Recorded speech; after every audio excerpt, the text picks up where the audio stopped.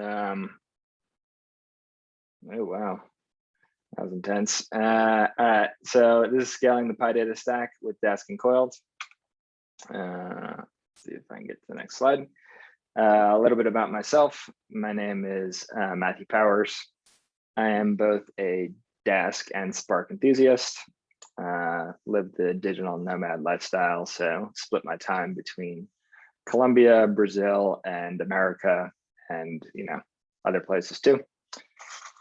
Worked in finance for a bunch of years, got the CFA charter, and then kind of just quit and became a computer nerd, which was a great decision. I'm glad to be out of finance. Currently working as a tech evangelist at a company called Coiled. Coiled offers a managed desk service. You can find me as Mr. Powers on GitHub. I love writing open source code. My blog is mungingdata.com. Most of that content is Spark related, and obviously feel free to email me anytime, powers@coiled.io. So here are some of the open source libraries I've created.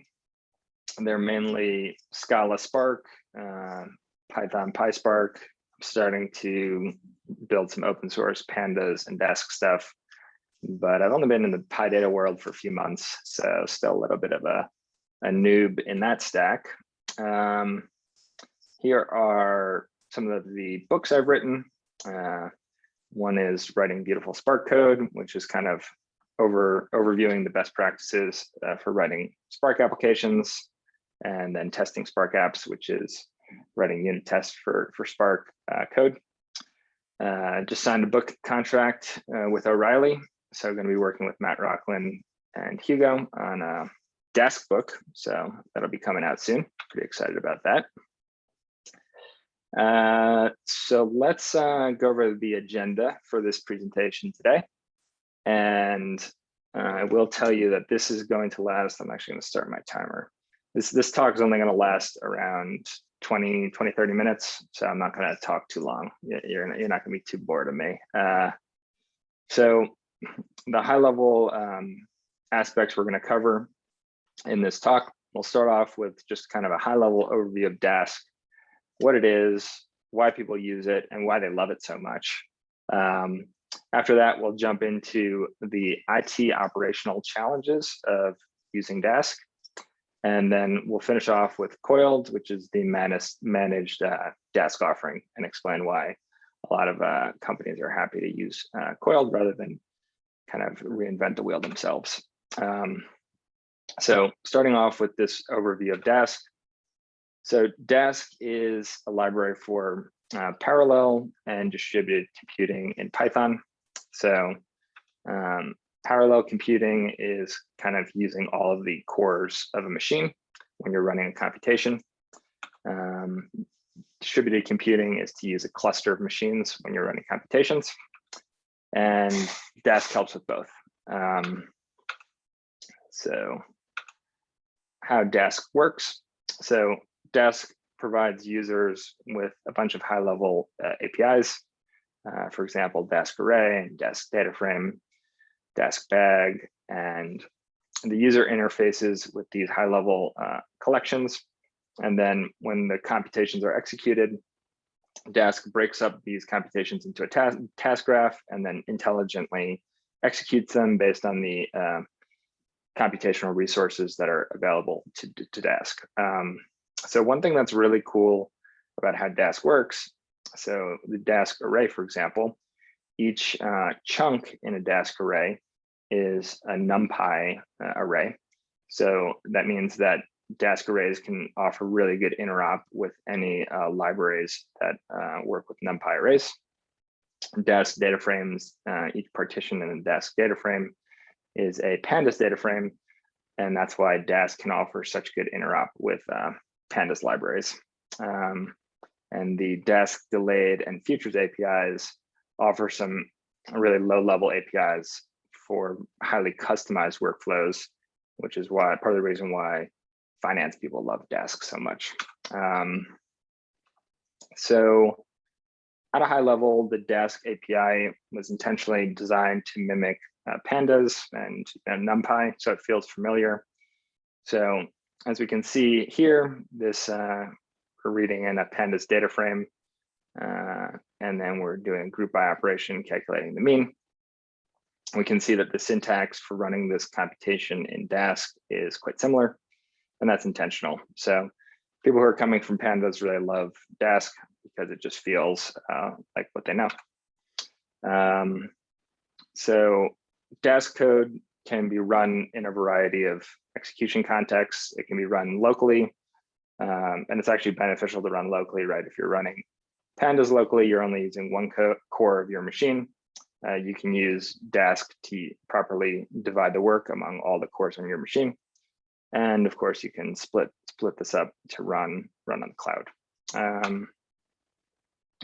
So one thing that's really nice about Dask, especially compared to Spark, is it really fits into the PyData ecosystem. So Spark is more kind of trying to be the whole ecosystem, and it doesn't really play nicely with other Java and Scala libraries, whereas Dask is just a component of the PyData ecosystem, and it plays really nicely with the other PyData tools. A large reason why it can have that interop is because of those abstractions I was alluding to earlier, where the underlying partitions being pandas data frames or NumPy arrays makes the interop a lot easier. So another thing I really like about Dask after working with Spark for 6 years is as you're running your computations, you have these really cool cluster visualization tools, and you can see how the computations being executed on the cluster in real time. With Spark, it's kind of like a black box a little bit. So Dask has been used in production for several years. One of the big users of Dask is Capital One. They are using it for several ETL and machine learning pipelines. So this was one of Capital One's machine learning pipelines. They were taking 2.5 weeks to train their models using pandas and XGBoost. They switched over to Dask, and they were able to get a 91% decrease in model training runtime, which is obviously a game changer. I'm just gonna skip over some of these in the interest of time. Another big user of Dask is Walmart. They had a similar slow pipeline, and that they were able to speed up 100x using Dask. So now we're ready to go to the next part of the presentation, which are some of these do-it-yourself Dask solutions to how organizations spin this up, these runtimes up themselves. Before I jump into that section, I'll just pause and see if anybody has any questions thus far on Dask overall.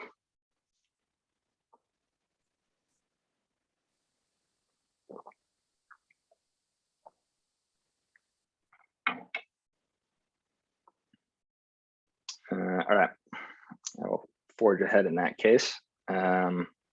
Seems like everybody knows what Dask is. Okay, so now what we're going to do is look at how we can run some computations with pandas and XGBoost, and then kind of how we scale that up, and then how we scale it out, and some of the operational challenges associated with that.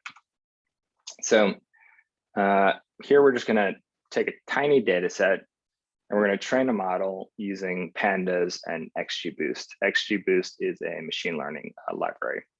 So what we're going to do here is just run a conda install to install those libraries.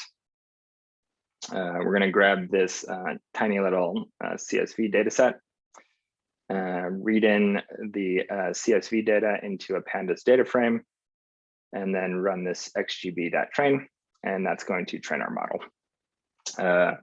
So pretty easy to do, train a model locally using these PyData technologies if the data set's tiny. So as long as you have a tiny CSV file, this is pretty easy to do locally. There's no reason to use Dask or any complicated technologies. So if your data set gets a little bit bigger, you might want to use Dask. In this case, we're using the same data set, but we can imagine it was bigger. So we can see that the Dask syntax for training this model is pretty similar. We're, instead of reading this into a single pandas data frame, we're reading this into a Dask data frame. Of course, each partition in the Dask data frame is a pandas data frame. And then when Dask executes this work, it's going to be using all the cores on your machine, so it can perform a lot faster. But we can see that on a local machine, this is kind of a similar workflow. One interesting kind of factoid I'll just throw in there about this, we call this scaling up. The scaling out is for the clusters, scaling up is using all the cores machine. One interesting thing to note about this workflow here is the ability to scale up is a lot bigger than most people realize, because like AWS has huge machines, like the R5 Metal instances have 96 cores and 768 gigs of RAM.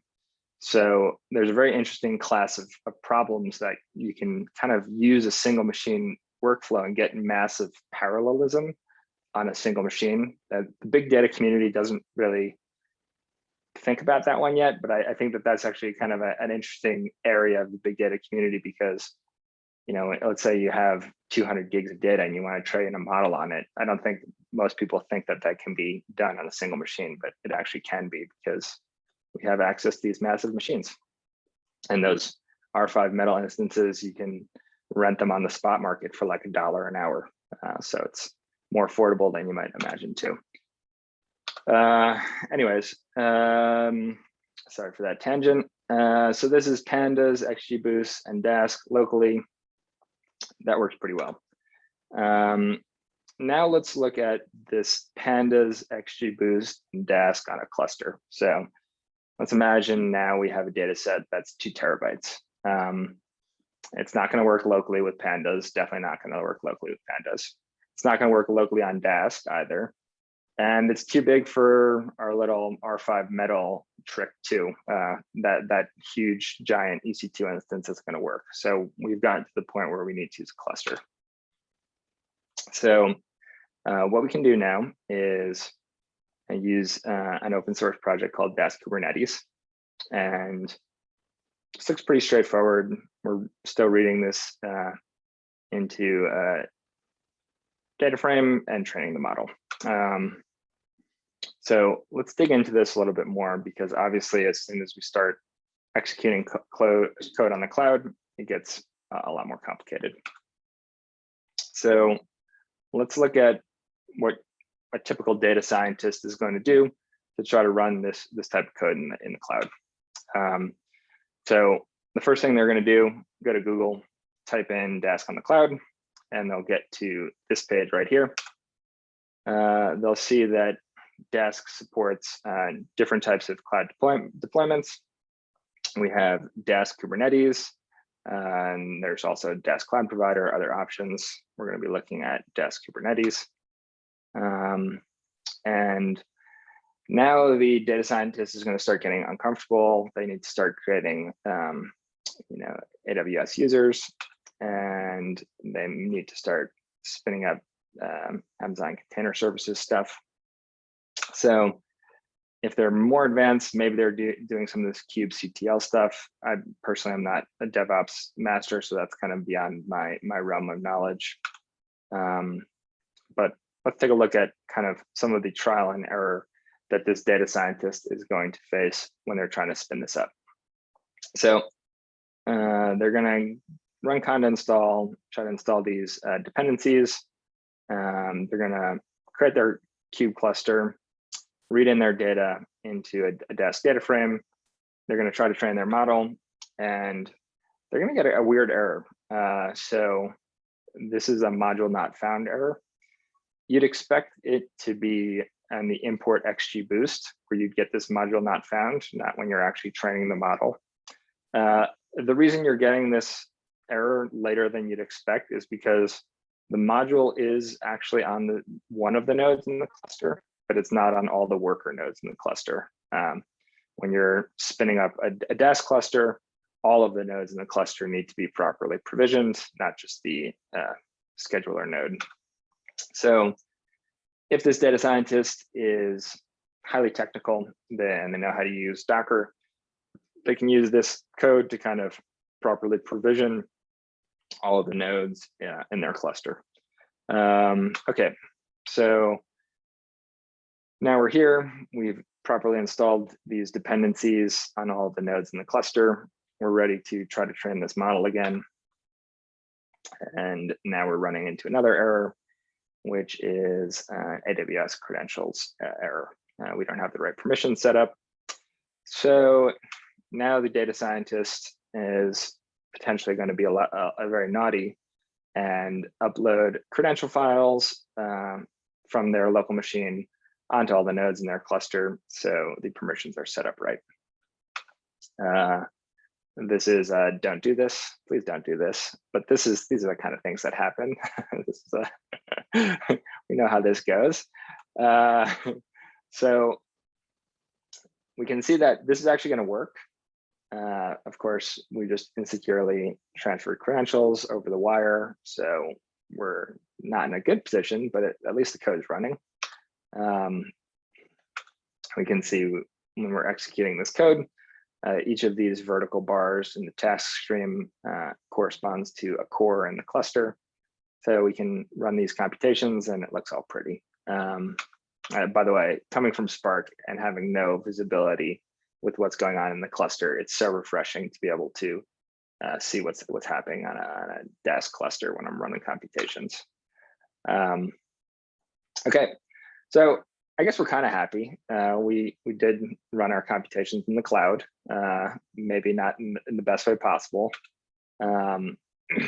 So let's talk about the good of this situation. So we now have this wonderful stack, and we can access the PyData stack and easily add stuff with Conda and Docker and plug into all these different libraries. Scientists have built up all these wonderful libraries for all these different types of geospatial and medical, and the PyData libraries are pretty extensive. And we can even spin up GPU clusters. We'll talk about those more in a little while. Hopefully Rami can chime in. Actually, he knows a lot more than me. So things are pretty good until DevOps finds out. And they're not going to be happy because we transferred credentials and we're doing other stuff wrong. One of the things that we see often is that, when you're doing these yourself, the costs kind of spin out of control very quickly. A frequent cause, I guess the first cost issue that companies run into is that they just forget to spin down clusters. And another big thing that companies do is using on-demand nodes rather than spot instances. The spot instances I think are typically like 70% cheaper. So can burn a lot of money very quickly with cloud resources, as I'm sure everybody here knows. Obviously, the uploading of the credential file was terrible. We don't want that to happen. And let's hope there's no breach. DevOps caught everything before anything bad happened, but going forward, we want to be more careful. So this is another thing we've seen. So one data scientist will take the initiative. They will be ambitious, set up Dask, and then all of their coworkers are like, "Oh, I want to get on that too. I'm suffering here, waiting for 10 hours for my pandas models to train. I want to get on the cloud and scale up." Unfortunately, that makes the ambitious data scientists the new kind of DevOps proxy, and they're debugging all of these cluster issues of their coworkers. Okay, so let's look at a different approach. We'll go back in time. We will not do any of this, and we'll simply use coiled. So give you some of the history of, actually, I'll stop there. Any questions on the do-it-yourself Dask solutions? thus far before I jump into Coiled? I guess Dask is open source, so people can kind of play around with it. I guess how's the learning curve and using some of this stuff? Yes, Dask is open source. You can play around with it. I would say that compared to Spark, it's way easier. I would say it's like a little harder to learn than pandas, but way easier than Spark would be my personal assessment. A question in the chat, somebody says, so you have to install the same versions of library on every machine. How do you manage that? That's a good question. I'll defer that to Rami. That's a great question. I think maybe if once you see kind of a little more of the demo that Parz is about to show us, then I can talk to that a little more specifically. Yeah, I'm happy Rami's here to bail me out on these hard DevOps things. I need to level up my DevOps skills. All right, I'll pause there. Any other questions before we jump into Coiled? Jump in. Yeah, to answer your question more generically too, Banjo. So the learning Dask is pretty easy, and then there's some open source Dask, do-it-yourself tools. So there's dask-kubernetes, dask-cloudprovider, and Dask gateway. So if you want to build your Dask runtime yourself, you can do it. Oh, one more question in the chat. Can you use AWS Spot instances as well? Yep. And we would recommend that for sure. Say I've done research in Spot instances before. It seems like they're typically 70% cheaper. So definitely recommend doing that. There's a chance that you lose your cluster, but that's usually okay. And Dask can handle certain nodes in a cluster going down gracefully. It's a resilient distributed compute system. Good question.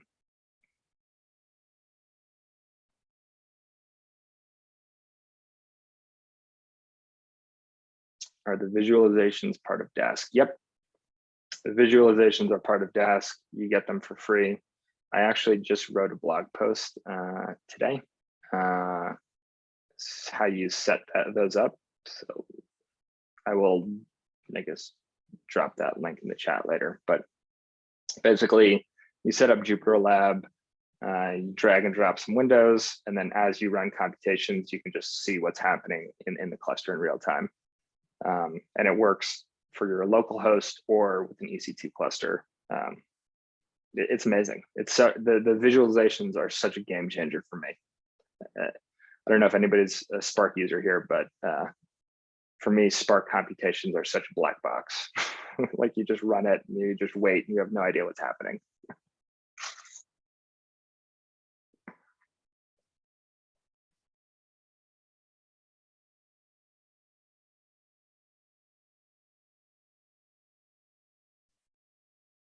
Yep. Looks like a Viz compared to Spark. Yep. I 100% agree with that. Like people who've been on Databricks, I need to write a blog post on that, comparing the two. Actually, another thing, and this is a more generic thing with Dask, just understanding how Dask is working at a high level is so much easier than Spark. I mean, I'm a huge Spark fanboy, and I love how Spark does all these optimizations to make some of their computations run so fast, but sometimes those optimizations make it really hard to understand actually what's going on. Okay, I'm going to power on. Make that chat smaller. Okay, so now we are looking at Coiled. So Coiled is created by the guy who created Dask. His name is Matthew Rocklin. So the Dask maintainers saw a bunch of companies trying to use these open source tools to spin up their own Dask runtimes. And it's a very challenging DevOps problem. I think a lot of people on this call are savvy enough to do it. I don't think a lot of people on this call necessarily have the time to take on such a big project. So the company that was created to do this is called Coiled. Coiled makes it really easy to install, which is the pip install, and then you can provision a cluster with just coiled.cluster. So Coiled works on multiple different clouds, can give you a cluster in about a minute, and it's actually a very pleasant user interface. As far as the different software environments, they've created this software environment abstraction that lets you specify the dependencies, and this will automatically provision all of the nodes in your cluster. I think this is what Remy was alluding to earlier. Anything else to add to this, Remy? Nope, got it in one. So this, one thing I will add to this is that I think that dependency management is probably one of the weak points of the Python language compared to other programming languages I've used. And then dependency management gets even hairier when you're talking about these data science libraries that depend extensively on like C++ under the hood. So like XGBoost, for example, is a Python library, but under the hood, it's a bunch of C++ code. And I've noticed that whenever you have these C++ heavy Python libraries, it seems like the dependency management stuff gets even hairier. So for me personally, since I'm not a DevOps guy, I appreciate Coiled solving this problem for me, and Conda for that matter. So one thing that's different from your typical Spark development experience is Coiled is very flexible. It lets you execute your code wherever you want to execute your code. So if you're using Databricks, you need to use their browser-based notebooks to get your interactive workflow. For me personally, I'm executing my Coiled code with JupyterLab locally, but some people like VS Code. But basically, anywhere you can pip install Coiled, you can execute cluster code, which is, for me, really flexible and amazing. This kind of, if you take a step back, this goes into the higher level Dask development philosophy, which has extended to Coiled. Dask is meant to fit in the PyData ecosystem, to be a component of the PyData ecosystem. Coiled similarly is meant to be a component of the PyData stack. Spark and Databricks are trying to be like your whole stack, like you're supposed to do everything their way. So it's just a different philosophy. For cost management, Coiled is obviously adding some great features like automatically terminating clusters that are sitting idle. That's an absolute must. Another thing that Coiled allows for is tracking usage per user and per team.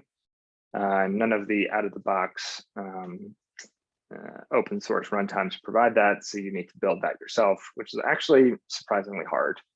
I believe we recently added auto scaling, which is another feature that doesn't come out of the box and is hard to add. I think everybody on this call is probably capable of adding all these features, but they're actually pretty hard to add. So GPUs are another really cool way of executing code on clusters. We're currently dealing with this issue at Coiled. It's actually a really difficult problem. So I think it's a work in progress. But again, you can do it yourself, but it's going to be a big DevOps project. And of course, Coiled is a secure alternative. So we are a multi-cloud solution. So we work on GCP, Amazon, and Azure, which I think most companies just care about one cloud, but some companies care about multiple clouds. So that's about it. I will finish up by saying we are actively building out our product. Rami is our head of engineering. So if anybody's interested in building out this product with us, feel free to reach out. We're also actively, we kind of have two different engineering groups in Coiled. We have the product team, which is building the Coiled product. And we have the open source team, which is building out open source Dask. And I'm a tech evangelist, so I'm just trying to keep up with both of them and preach their amazing work to the world. And yeah, so you can try out Coil for free. So if you want to spin up a notebook and run some computations in the cloud, it's a piece of cake. So I'll stop there and feel free to ask Rami or I any questions. Yeah, so I guess from a user perspective, Coiled is really like a management system for running all these clusters. So you're still like using your own AWS resources. It's kind of just like a middleware, if you will, that's helping you manage this cluster, is giving you UI, logging, etc. That's a good way to put it. That's one way to put it. So you can, I don't know if this was in part of the presentation, but you can actually run Coiled either on our account, or on our infrastructure, or on your own. So, if you have, if you don't have particularly strong security needs or anything like that, you can literally just run everything on Coiled. We will provision the infrastructure, we'll provision the AWS accounts and all of that stuff for you. And you just, pay us a little more for the privilege. And so you don't need to have anything set up at all. If on the other hand, you're an organization or a team working with a specific kind of, security mindset, and you don't want data to say leave your VPC, that's okay. We can work with that. We'll run in your VPC.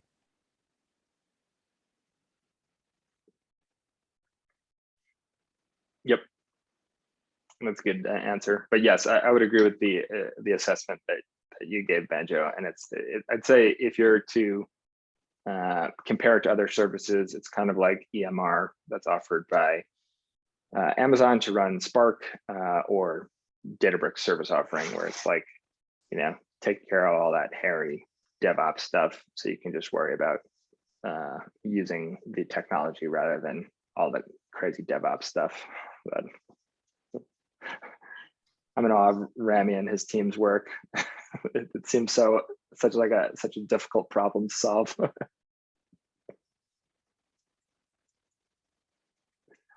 A question in the chat: do you have a community environment like Databricks? Yes, do. So you can sign up and get credits for free and run cloud-based computations for free. So definitely feel free to try it out. It's a good time.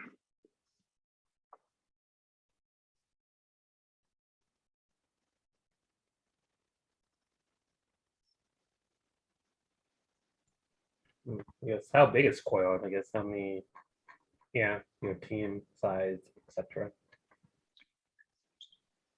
I feel like we're growing really fast. I don't know. Do you know the current count, Rami? Current headcount across the whole company is, I want to say, close to 30, possibly a little more.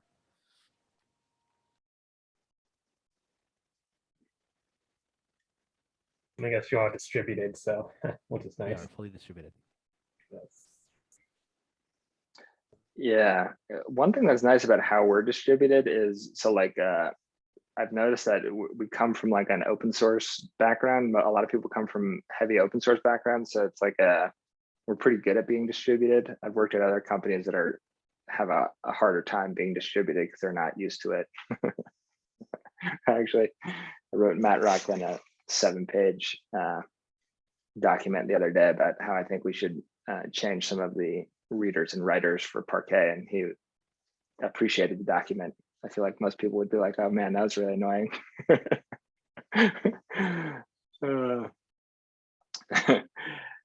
How many customers are using it for ETL? It's actually funny that you're asking that, because we're working on some of the Dask APIs for ETL. I think right now most customers are using it for machine learning, but we are definitely focusing on the ETL space. Right now, so I'll give kind of some my high level overview of some important ETL stuff for big data. Right, so Databricks built a product called Delta Lake. Delta Lake solves a lot of these vanilla Parquet Lake problems, right? So like a vanilla Parquet Lake is problematic because let's say you're doing a big write to a vanilla Parquet Lake and your cluster dies in the middle of the write. Well, you have these partially written files and now your entire data lake is corrupted. Let's look at another common issue of a vanilla Parquet Lake. You're doing a big write to the Delta Lake, or sorry, the Parquet Lake. And while you're writing, you have all these partially written files and nobody else can do reads. Or for a company that has GDPR compliance, you know, Parquet files are immutable. So you want to delete a few rows of data and you can't because it's immutable. Basically, deleting 3 rows of data from 20 billion rows means you basically need to write all of those 20 billion rows out again. So those are the vanilla data lake issues. Databricks created this Delta Lake product, which solves a lot of those. That was a collaboration between this guy from Apple and this guy from Databricks, Dominic Brzezinski and Michael Armbrust. And that kind of brings distributed ACID transactions to the big data space. So we're looking at adding read access to Delta Lakes right now. For the write access, we're kind of deciding between Iceberg and Delta Lake right now. Iceberg is another big data solution that's looking really promising. So I think that having Dask be really good for ETL is coming up soon. But we have some fun tech decisions to make first. But I expect it's going to be pretty big because basically Spark is a very loved and dreaded technology. A lot of people really disdain working with Spark and they just want to build up some lightweight ETL pipeline into their machine learning models, and they do not want to do that with Spark. So they need something else. Sorry for that rambling long answer.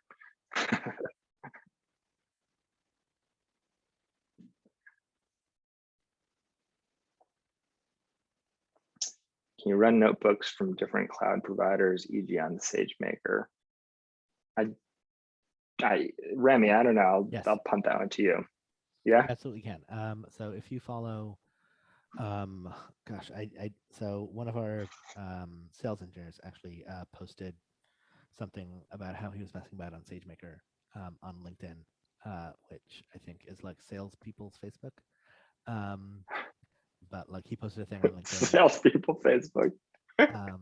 Of actually like loading a GPU cluster from SageMaker, and it's a really nice, like concise little video that he made. So you should check it out. His name's Gus Kavanaugh. But SageMaker is kind of expensive, right? Oh yeah, so honestly, depending on the complexity of the thing that I personally wanted to do, I would probably just use like a coiled hosted notebook, which is relatively cheap because we run it on teeny tiny instances, and then put all of your actual compute capabilities into a great big cluster on Coiled, because that's where you want to be doing all the compute. But SageMaker basically provisions you a great big honking instance for your notebook because you've got to do everything locally to that instance.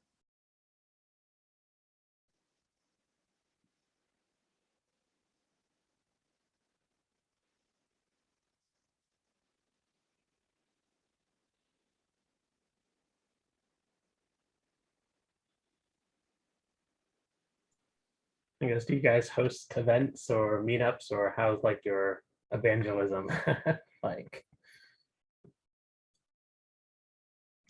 I think we're, at least I've been at Coiled for 2 months. I've just been writing a bunch of blogs. I'm starting to get into the meetup scene.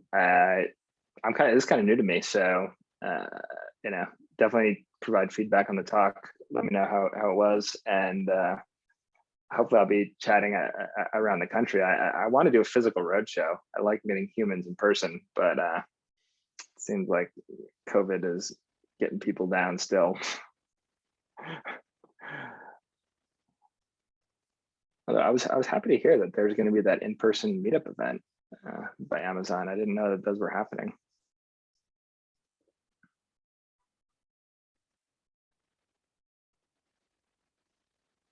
I'll let you know when I'm in DC and we can hang out, Banjo. Oh yes, that'd be awesome.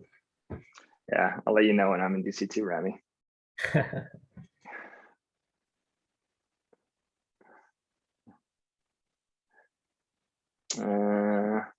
Mining data and Mr. Power's GitHub was recommended by Noah Gift. Oh, cool.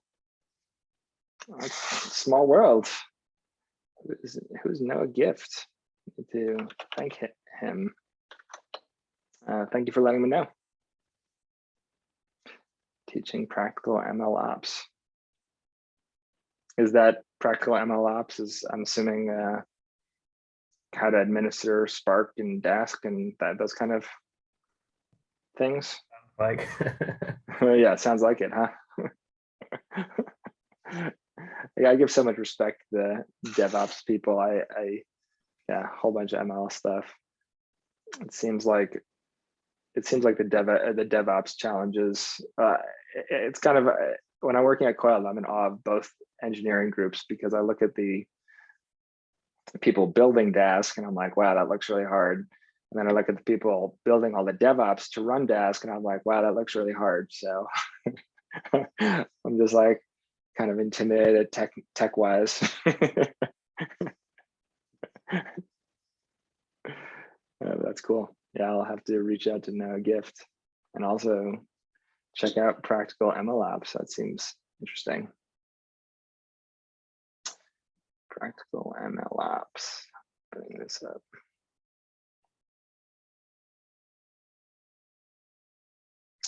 This looks great.